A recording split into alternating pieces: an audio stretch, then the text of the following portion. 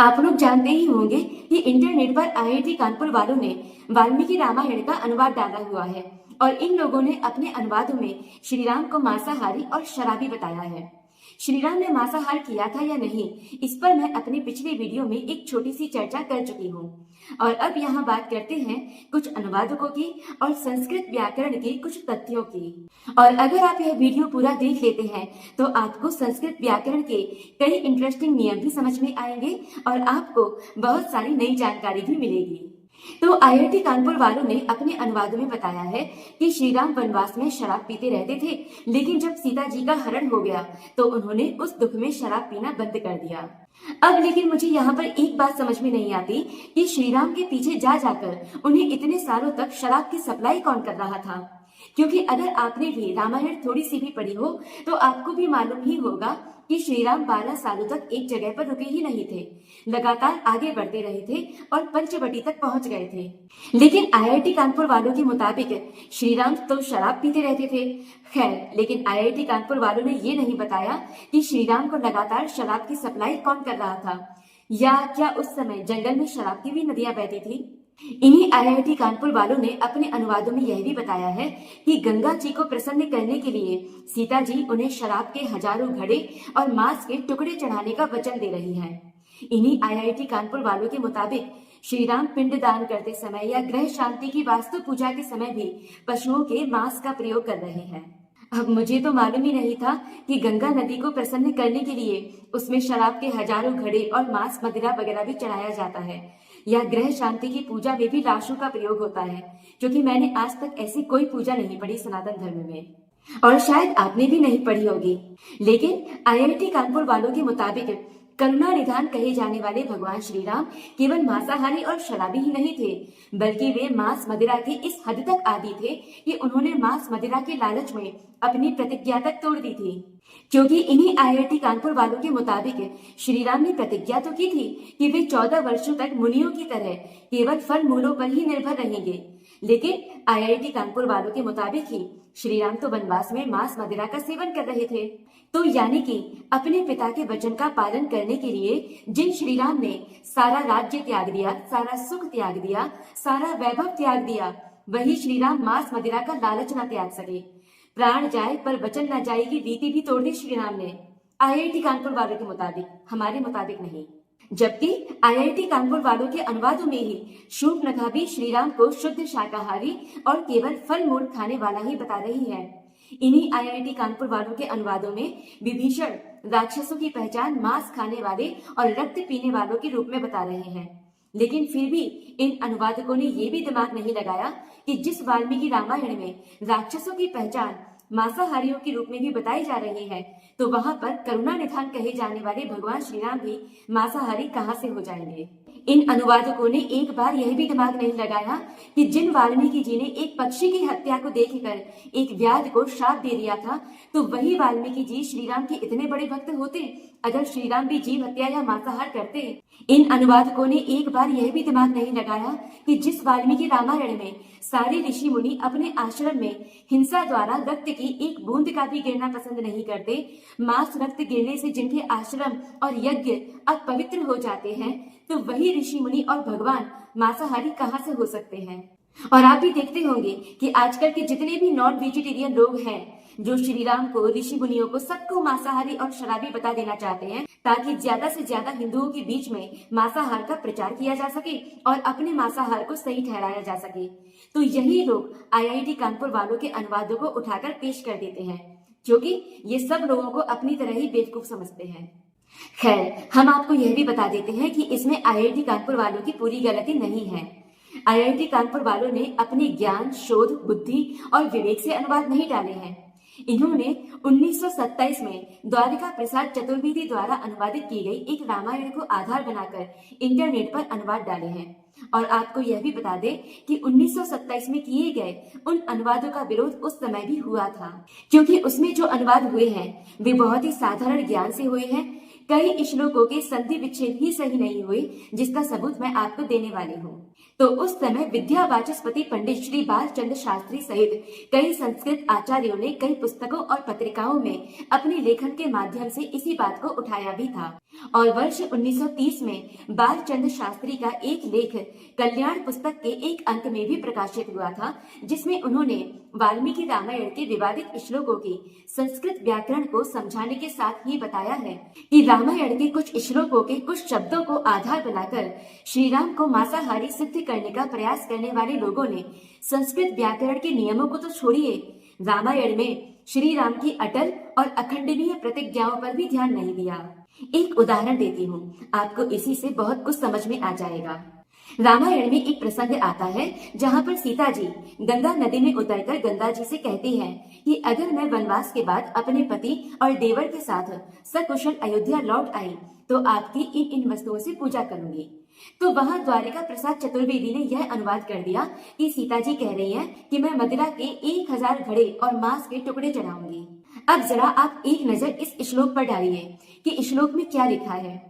आप इस श्लोक में संधि विच्छेद 2 तरीके से कर सकते हैं, जैसे सुरा घट, जिससे बन जाएगा सुरा के घड़े, और दूसरा सुर अघट, यानी जो सुरों यानी देवताओं के लिए भी दुर्लभ हो। तो अगर आप यहाँ पर सुर अघट संधि विच्छेद करते हैं तो यहाँ अर्थ यह होगा कि यहाँ पर सीता जी यह कहना चाह रही है कि वनवास से सकुशल लौटकर मैं आपकी उन वस्तुओं से पूजा करूंगी जो देवताओं के लिए भी दुर्लभ है। तो यहाँ सीता जी अपने ससुराल अयोध्या के वैभव का वर्णन कर रही हैं और वो बता रही हैं कि अयोध्या का वैभव देवताओं से भी बढ़कर है। अगर आप संस्कृत और हिंदी का थोड़ा सा भी ज्ञान रखते होंगे तो आपको भी मालूम ही होगा कि संस्कृत और हिंदी में संधि विच्छेद बदल जाने से वाक्य का पूरा अर्थ ही बदल जाता है। संस्कृत में जो मास शब्द है, तो जो लोग संस्कृत का बहुत ही साधारण ज्ञान रखते हैं या ज्यादा ज्ञान नहीं रखते तो वो मास शब्द का अर्थ नॉनवेज से ही लगा देते हैं, जबकि संस्कृत में मास शब्द का अर्थ नॉनवेज तक ही सीमित नहीं है। मास धातु का मूल अर्थ होता है कि जो मन को पसंद हो और जो मांसल या कोमल हो, जैसे कि फल का गूदा। अब सबके तो मन को नॉनवेज पसंद नहीं होता ना। मैं शुद्ध शाकाहारी हूँ, मुझे नॉनवेज से बदबू आती है और मुझे जीवों पर दया भी आती है, तो मुझे तो मांस बिल्कुल पसंद नहीं है। तो क्या मेरे लिए भी मन से पसंदीदा वस्तुओं का अर्थ मांस ही होगा? बिल्कुल नहीं। अब चूंकि राक्षसों को तो खून और जानवर पक्षियों का मांस ही पसंद था और कलयुग में राक्षसों का ही बोलबाला रहता है, तो कलयुग में मांस शब्द का राक्षसी अर्थ ही प्रचलित हो गया। अब लोग भूल ही चुके हैं कि मांस शब्द का या मांस धातु का वास्तविक या मूल अर्थ क्या है।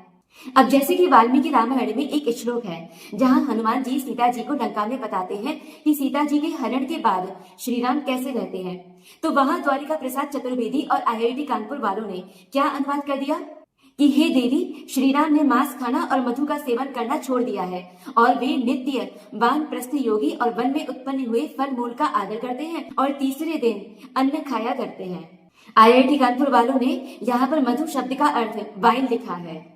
तो अब इस अनुवाद से तो ऐसा लग रहा है कि जैसे श्री राम पहले मांस खाते रहते थे, शराब पीते रहते थे और बाद में उन्होंने यह सब खाना पीना छोड़ दिया, जबकि पहले के सभी कांडों में राक्षस भी श्री राम की पहचान फल मूल खाने वाले तपस्वी के रूप में ही बता रहे हैं, लेकिन फिर भी सुंदर कांड में इस प्रकार का अनुवाद किया गया। अब ऐसा जानबूझकर किया गया या गलती से, ये हम नहीं जानते। जबकि इस श्लोक का सही अनुवाद ये है कि सीता जी के हरण के बाद श्री राम ने अपने मन पसंद के पदार्थों जो कि मांसल और कोमल हो, जैसे कि फल मूल और मधु का सेवन करना भी छोड़ दिया है और अब वे नित्य पंचम प्रहर में वानप्रस्थ योगी अन्न ही खाते हैं। इसी प्रकार से जो मिश होता है, तो मिश का अर्थ होता है रस में भिगोना, मिष्ठान का अर्थ होता है मीठे रस में भिगोया हुआ अन्न यानी मिठाई। इस प्रकार से संस्कृत में सामिश का अर्थ था मीठा भोजन, लेकिन आज मांस की तरह ही कलयुग में सामिश का अर्थ भी बदल गया। इसी तरह कुछ अनुवादकों ने मधुमेह को भी सीधा वाइन या शराब लिख दिया, जबकि श्री राम के संदर्भ में या देवताओं के संदर्भ में वो शहद या फूलों का आसव था। प्राचीन संस्कृत में सुरा शब्द सु धातु से बना है, जिसका अर्थ होता है निकाला गया रस। संस्कृत श्लोकों में किसी शब्द का क्या अर्थ आएगा, उसे जानने के लिए आपको पूरा प्रसंग या पूरा श्लोक पढ़ना पड़ेगा। पहले तो मुझे भी बड़ी हंसी आती थी ये सब पढ़कर कि प्राचीन वैद्यों ने कुछ शाक, फलों, मसालों आदि के कैसे कैसे नाम रख दिए। बेचारा अच्छा भला इंसान भी कंफ्यूज हो रहा है। जैसे आपको कुछ शाक, फलों और मसालों के नाम बताऊं तो मांस रोहिणी, मत्स्यंडी, मत्स्याक्षी, कुक्कुर द्रुणाम, मयूर शिखा, कुमारिका मासम, सैंधव। अब जैसे एक श्लोक में लिखा है मांस रोहिणी तिरुहा, तो रोही शब्द के अब तक मुझे 2 अर्थ मालूम है, गूलर और एक प्रकार का हिरण। अब लेकिन इस शब्द में मांस शब्द भी लगा है, तो जिन्होंने ऐसे किसी चीज का नाम कभी सुना ही नहीं होगा तो वे तो इसका सामान्य अर्थ हिरण के मांस से ही लगाएंगे, जबकि उसका अर्थ हिरण का मांस नहीं है। इसी तरह कुक्कुर का एक अर्थ कुत्ता होता है और कुक्कुर के नाम पर ही एक फल का भी नाम रख दिया। मदन पाल निघंटू और भाव प्रकाश, अगर ये दोनों पुस्तकें आपने पढ़ी हो तो आपको पता चलेगा कि गजकंद के लिए केवल मृग शब्द ही लिख दिया गया वहां पर, वहीं हरितिका के लिए भी कहीं कहीं पर मृग ही लिख दिया गया। तो कितना कंफ्यूजन है। अब लेकिन हम कैसे पहचाने कि किसी श्लोक में किसी मृग जानवर के मांस को पकाने की बात की जा रही है या किसी फल वाले मृग के मांस के गूदे को? तो इसके लिए मुख्य रूप से 2 तरीके हैं। या तो आप पूरा प्रसंग पढ़ो, सभी चीजों का और अन्य ग्रंथों का भी तुलनात्मक अध्ययन करो, और या फिर श्लोकों की बारीकी को देखो, पाणिनि की पूरी अष्टाध्यायी सीख डालो। क्योंकि अगर यहाँ पर आपने बारीक चीजों पर ध्यान नहीं दिया और केवल अपने सामान्य ज्ञान के आधार पर शब्दार्थ कर दिए तो अर्थ का अनर्थ हो जाएगा, जो कि बड़ा भयंकर होगा। आपको बता दें कि संस्कृत में किसी भोज्य पदार्थ को पकाने या भूनने के लिए निस्तप्त शब्द का प्रयोग भी किया जाता है, लेकिन एक नियम ये है कि यदि किसी चीज के शीघ्र ही ठीक से पक जाने या भुन जाने की बात की जा रही है तो वहां पर निस्तप्त का प्रयोग न करके निष्टप्त का प्रयोग किया जाता है। जैसे अगर किसी पशु जैसे हिरण, बकरा, सुअर, गाय, मुर्गा, भैंसा आदि के मांस को ठीक से पकाने या भूनने के लिए श का प्रयोग नहीं किया जाता, स का ही प्रयोग किया जाता है। शाकाहारी भोज्य पदार्थों को भूनने के लिए स और श दोनों का प्रयोग किया जाता है, लेकिन ये इस पर निर्भर करता है कि भोज्य पदार्थ कौन सा है। तो किसी ऐसे फल या कंद को भूनने या पकाने के लिए जिसका गूदा मोटा हो, कोमल हो, मांसल हो, उसके लिए श का प्रयोग किया जाता है। तो वाल्मीकि रामायण में एक प्रसंग आता है जहाँ श्री राम ग्रह शांति की पूजा करते हैं और लक्ष्मण जी से कहते हैं कि जाकर मृग को ले आओ, और तब श्री राम और लक्ष्मण जी उसको पकाते हैं और वो एक बार में ही शीघ्र पक जाता है। इसी तरह से वाल्मीकि रामायण में एक और प्रसंग है कि श्री राम और सीता जी काफी देर से एक जगह पर बैठे हुए हैं और अच्छी अच्छी बातें कर रहे हैं। श्री राम बैठे बैठे सीता जी को कई जगहों की अच्छी अच्छी जानकारियां दे रहे हैं। वहीं पर श्री राम ने किसी वस्तु को उठाया और सीता जी को दिखाते हुए बोले कि देखो सीते, ये परम पवित्र है और एक बार की अग्नि में ही शीघ्र पक जाता है और बड़ा ही स्वादिष्ट होता है। लेकिन अब आप अपनी ही पसंद की किसी भी वाल्मीकि रामायण को उठाकर देख लीजिए कि जहां जहां भी श्री राम किसी मांस को भूनने या पकाने की बात कर रहे हैं तो वहां श्लोक में निस्तप्त लिखा है या निष्टप्त लिखा है। और फिर बताइए कि श्री राम किसी हिरण वगैरह का मांस भूनने की बात कर रहे हैं या किसी गूदेदार मांसल फल के गूदे को। अब आपको यह भी मालूम होगा कि वाल्मीकि रामायण गद्य में नहीं बल्कि पद्य में है। तो अब आप ये सोचिए कि जब आप कोई कविता लिखते हैं तो आप कैसे शब्द ढूंढते हैं जो तुकबंदी भी करें और लयबंदी भी करें और वाक्य के उद्देश्य को भी पूरा कर दें। हम हिंदी में एक वाक्य के लिए एक शब्द भी पढ़ते हैं, जैसे जिसके आने की तिथि निश्चित न हो वो अतिथि कहलाता है, कमर के नीचे पहने जाने वाला वस्त्र अधोवस्त्र कहलाता है। तो वैसे ही प्रयोग वाल्मीकि जी ने भी रामायण में किए हैं, लेकिन संस्कृत का साधारण अर्थ लगाने वाले अनुवादकों ने वाल्मीकि जी को और उनके संस्कृत ज्ञान को बहुत ही हल्के में ले लिया और इसीलिए वे लोग अर्थ का अनर्थ कर बैठे। प्राचीन संस्कृत ग्रंथों का भावार्थ ना समझकर उनका केवल शब्दार्थ कर देने से कैसे कैसे अर्थ निकलते हैं ये भी आप देख लीजिए।